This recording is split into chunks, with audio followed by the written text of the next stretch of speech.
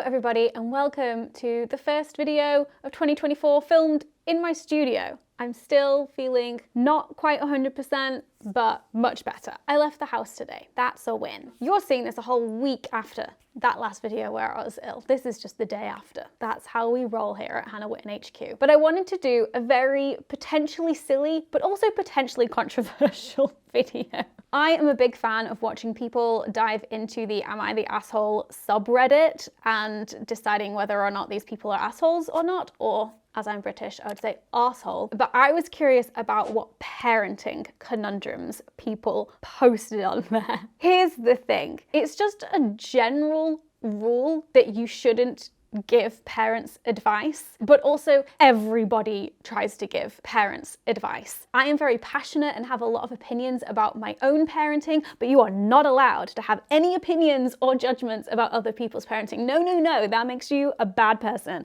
But today we are just gonna cross that threshold because these people have posted, these people have asked if they are an arsehole in these situations. I'm not the judge in this situation, the wider internet is. But I also just love having a nosy into other people's lives and living vicariously through them, or, you know, sitting back and observing drama from afar where I am safe over here. And it cannot touch me. No, thank you. So we're going to dive into some of these parenting stories and questions and discuss, have a little goss, see what we think, but also try and not take it too seriously, try not offend too many people, hopefully not, but also gossip. I don't know. But before we do that, thank you so much to Squarespace for sponsoring this video. Of my many goals this year, one is to be a good parent, or a good enough parent, if we will. And then two, I need to update my website to reflect this new career change that I'm embarking on this year and the stuff that I said goodbye to at the end of last year. And I've been using Squarespace for years, but I need to do just some quick little updates, but Squarespace makes things like that so easy. So Squarespace is the all-in-one website platform for creators, entrepreneurs, and freelancers to succeed and stand out online. Whether you're just starting out as a freelancer or growing a brand, Squarespace makes it super easy to create beautiful websites, engage your audience, and sell anything from physical and digital products to courses and even your time. Everything is all in one place and all on your own terms. They have gorgeous professional website templates, and you just find the one that works for you and then customize it with your own branding and content and add different features depending on what your specific needs are. You can pretty much make any template do whatever you want, and it all works seamlessly across different devices. So desktop, mobile, tablet, all of that stuff. And their Fluid Engine website design system is really intuitive and powerful. It uses drag and drop technology, which means that it really allows anyone to get super creative with designing their own website. Even me, who knows pretty much nothing about website design, but it means that I'm able to create and maintain and change and update all of my professional websites. And of course, Squarespace has really great analytics to help you learn how to grow your business with insights like page visits, traffic sources, most popular content and products, popular search terms, all of that good stuff. You can use their analytics to help you figure out what's working and what's not working to help you improve your website and your content and grow your business. So if you want to create your own website for your small business, your freelance job, your side hustle, your work projects, whatever it may be, then head to squarespace.com to start your free trial. And then when you are ready to launch what you have created into the world, go to squarespace.com/morehannah to get 10% off your first purchase of a website or domain. Thank you so much to Squarespace for sponsoring this video. Now let's dive into Reddit. Am I the asshole for asking my parents to please leave the parenting of their grandson up to me and my wife, yet not doing the same with my in-laws? I, 26M, have a 3-month-old son with my wife, 24F. He's our first child. I have a good relationship with my parents, however, they, especially my mum, have a difficult time respecting my boundaries, and they were a bit overprotective of me growing up. I am their only child, so naturally they are going to feel protective of me. While I wouldn't go as far to describe my mum as a helicopter parent, she seemed to have a hard time allowing me to make mistakes. She would want to have a say in everything I was doing, offer advice whether I wanted it or not. When I was little, this was totally understandable, but as I grew up, it became very annoying. When I moved out, I told her that now I'm grown up, she needs to respect my boundaries, as well as accept that I might do certain things differently from how she does. I've requested that she please ask me if I want help/advice with something, so to please respect my wishes if I say no. She seems to have a very hard time with this. She'll reluctantly say she'll try to do that, but honestly, I don't think she's making enough effort. We've argued about this many times. It really feels like she doesn't trust me. And when my son was born, I asked both my parents to please leave the parenting up to me and my wife, and if we need help, we'll ask. They agreed, though my mum seemed reluctant, not surprised. Now, I didn't think it was my place to ask my in-laws to do this because they're her parents, not mine. I told her that if she would like her parents' help advice with raising our son, it was fine with me, and the decision of how much or how little involvement her parents had was up to her. I'm also more comfortable with my wife's parents because she's the youngest of 4 children, and therefore they have more experience as parents. They know when it's appropriate to offer help and when they should take a step back. Anyways, today we are having a barbecue for the 4th of July, and we invited both of our families. It was the first time we've all been in the same room since our wedding. My mum saw how much my in-laws were helping with our son, feeding him, changing him, putting him down for a nap, etc. They're mainly doing this because my wife is busy in the kitchen. My parents took me aside and asked why I want my in-laws' help but not theirs. I told her the reasons. Dad took it pretty well. He enjoys being fun grandpa, but my mum is very hurt. Now I feel bad. I was looking forward to a fun day with our families, but now I'm feeling guilty. My mum basically is just standing around doing nothing and looks hurt. Is this person writing this in real time? It's present tense. My feelings of wanting her to leave the parenting to me and my wife hasn't changed, but I don't know how to express this without upsetting her. Honestly, I'm kind of wishing everyone would just go home.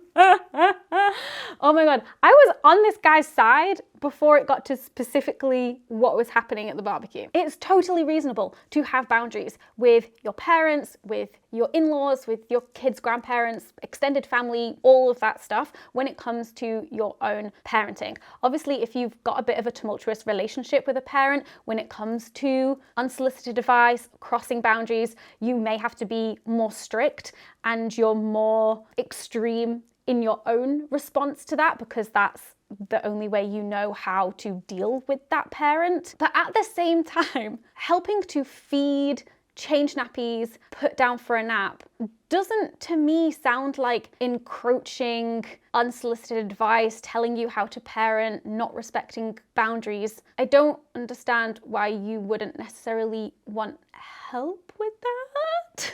And I do feel for this grandma a bit who wants to have this special bonding time with her grandson and is being shut out of that and can see that the other grandparents are getting that responsibility and that quality time with them. But I don't know, you know your mum best and maybe you have to keep her at a safe distance. I don't know, but I'm tempted to go asshole. I don't know. Do I need to make an actual decision on these? Can I just be on the fence for all of them because I don't want to hurt anyone's feelings? Am I the asshole for undermining my sister's parenting? My husband and I are child-free. We always wanted kids, but it never worked out. So instead we focused on career, travel, and being the best aunt and uncle to our various nieces and nephews. My sister Sally lives closest to us and has 3 children, Jane, Mary, and John. Sally is a single mother and has always been a bit tougher on her kids than I would have been. But I fully accept that she had the right to raise them as she saw fit. One of Sally's biggest parenting tenets was that at the age of 18, her kids needed to start paying rent or move out. Interesting, Sally. Jane and Mary both worked very hard in school and sports, both got into colleges and went to live in dorms, so no issue there. John, on the other hand, has always struggled academically due to various learning disabilities. He didn't prepare ahead of turning 18, and Sally applied some tough love by demanding he pay back rent or be evicted after 6 months of not working or paying rent. Oh dear. I felt this was overkill, and so I invited John to stay with me free of charge. John accepted my offer eagerly and finished high school under my roof. He has since started training as an electrician and continues to live with us.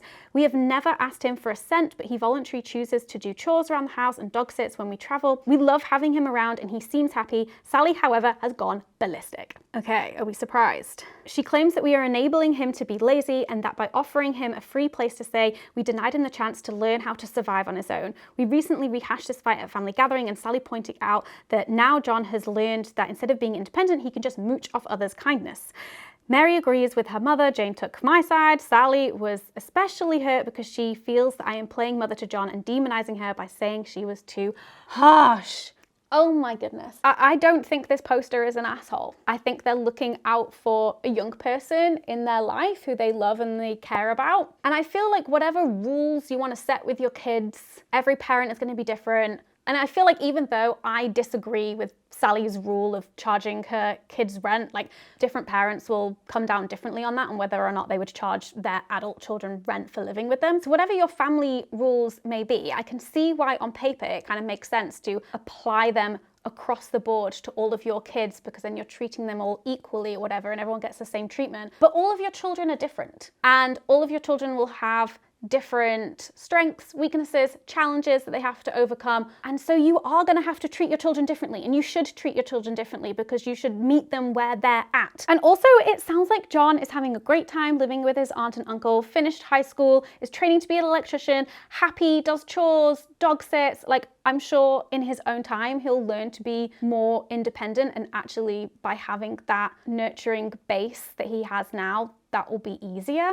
So I don't think this person is an asshole, and I kind of think that the parent is a bit ableist towards their disabled child. Is that what I think? Is that what I think? I'm honestly too scared to say anything on the internet these days. Am I the asshole for banning everyone who critiques our parenting from meeting our son? Right, let's dive into this. My wife has minor anxiety and OCD. She has been on meds for a long time but had to go off them when she got pregnant. None of the pregnancy safe meds worked for her. Pregnancy was really tough for her. She spent a lot of time reading about what foods and activities and such could harm a fetus, and she was basically paralyzed by fear that she was hurting her son whenever she did anything. It was really rough for her and she hated being pregnant. She had a mental breakdown and confessed to me that she didn't want to breastfeed. She was feeling violated by the pregnancy and wanted her body back and to go back on her meds. Fair enough. But she was worried that our son would be terribly harmed if she didn't. I talked her out of breastfeeding because the pros were far outweighed by the cons and she clearly didn't want to do it. After the delivery, I was using the bathroom and my father was in the room with my wife. A lactation consultant came in and asked my wife if she was ready to breastfeed. My wife said she wasn't going to breastfeed, and the lactation consultant started pushing and reminding her of the benefits of breastfeeding, which to my wife was reminding her of all of the ways she was harming our son by not breastfeeding. Oh, yeah. My father also started pressuring her. She said she just kept saying, I don't want to, but was very close to capitulating because she was so tired and anxious and she just wanted it to end. I came back into the room and kicked out the lactation consultant and my dad for not listening to her when she said no. Great partner there. Things got considerably better when we left the hospital. My wife was able to get back on her meds and she was happy. This was the first part of the pregnancy/birth process that she actually got to enjoy. Yay! Her meds can take up to a month or two to have full effects. The anxiety and OCD issues are still there, but much less. The conflict comes in because I told my dad he couldn't be around my wife and son for the time being because he participated in pressuring her when she said no. I've also run into an issue when sending pictures of the baby to family. A number of people wrote back nitpicking how my wife was holding the baby, what she was feeding him, the crib we were using, and so on. For fuck's sake, people. I stopped sending photos, but my wife and I talked and she said she was still feeling fixated on everything she was doing wrong as a mum, and these critiques could make it worse. So I told everyone who critiqued our parenting that they can't come meet the baby. They probably can in a month or so when my wife will be more secure mentally and as a mum, but until then, no one can come. Thus far, the only people who have met my son are my wife's parents, her sister, and my mum. A lot of the family is saying that this is unfair because they have good intentions and are just trying to help, and my mum told me I should give them a chance, but I think the risk is too big. Am I the asshole for banning them? No, I don't believe you're the asshole. I think you are well within your right to set those boundaries with your family. Honestly, fuck. I do think though that if your dad apologizes, like, oh shit, sorry, I shouldn't have pressured her in that way. I would love to meet my grandchild, like, and I won't do that again. Then maybe there could be some room there. But if he's not coming forward to apologize and is kind of adamant, oh, she should be breastfeeding, blah, blah, blah, then fuck him. But yeah, pregnancy and birth and early motherhood and all of motherhood is such a vulnerable time, and your wife's mental health is clearly the priority here. So that's my 2 cents on that. Not the asshole at all. Also, I'm sorry, who receives photos of their new infant family member and then starts being like, you're holding the baby wrong. Oh, why'd you get that crib? Fuck off. No.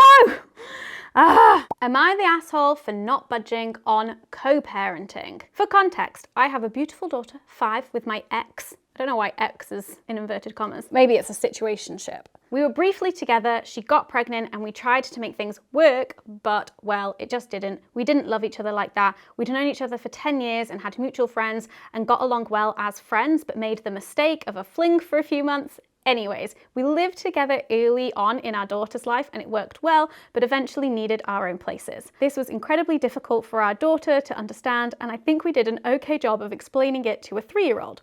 Hell, it was hard for us too. We don't hate each other, nor do we have animosity for each other. In fact, we're super close and our daughter now understands the situation much better. This sounds so wholesome. She's so bright. Did I mention how awesome she is? I'm obsessed with this post. Am I crying? What is wrong with me? I just love it when people love their children. Anyways, so I have a fiance. I met near the end of living with the ex. I was transparent with my situation completely and she has always been cool with it. I celebrate holidays together, often with my ex and fiance and our kiddo.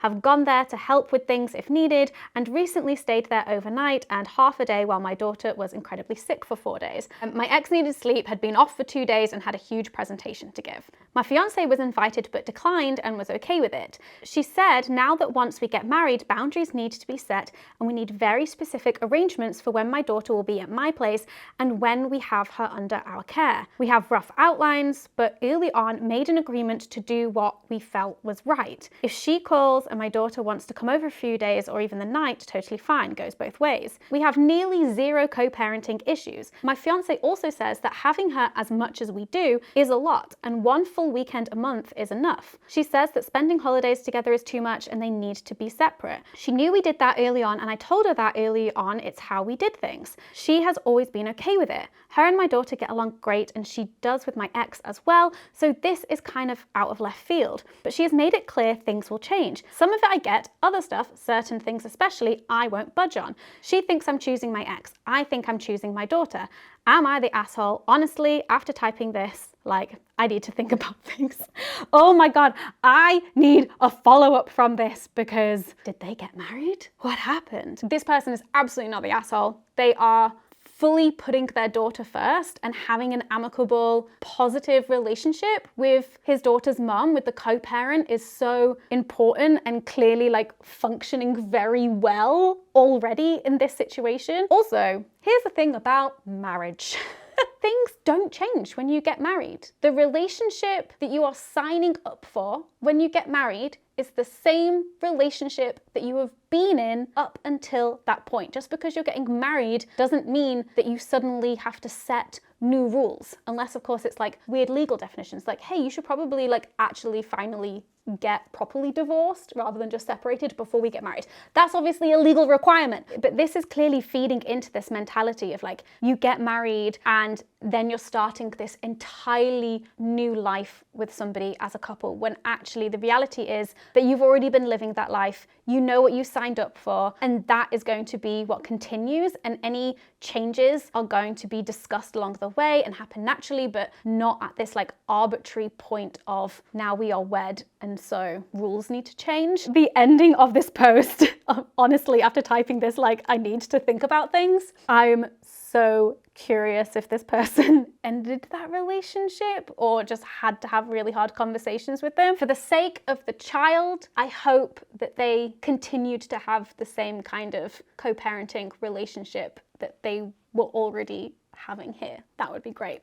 Turns out I find it really easy to tell people that they're not an arsehole, but I find it really hard to tell people they are an arsehole. But I'm curious to hear what you think in the comments about these scenarios in particular, but also where do you stand on not judging other parents, not giving unsolicited advice, but also privately having your own morals, values, disagreements with other people. How do you navigate that kind of stuff in your day-to-day life? I feel like I've not gotten to that stage of parenting yet where I'm like confronted with people in my real life where I disagree with how they're doing things. This is actually me, asking for solicited advice. How do you handle that? Do you have older kids? How do you handle those situations? I'm curious, because it's something that I know that I would always want people to be respectful towards me in, but I don't know. Do you just have to keep your mouth shut? You should just probably keep your mouth shut, she says, after making a whole video about parenting arseholes. I will say, as a little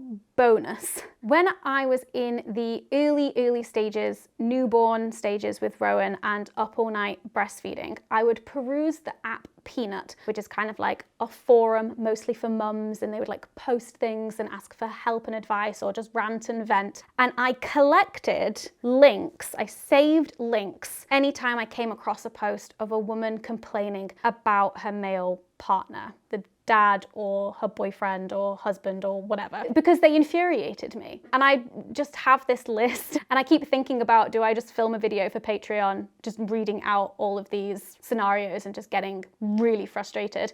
Maybe. Let me know if that's something that you'd be interested in doing, and maybe I'll film that for Patreon. Thank you for watching. I hope that you enjoyed. I'll see you in the next video. Bye.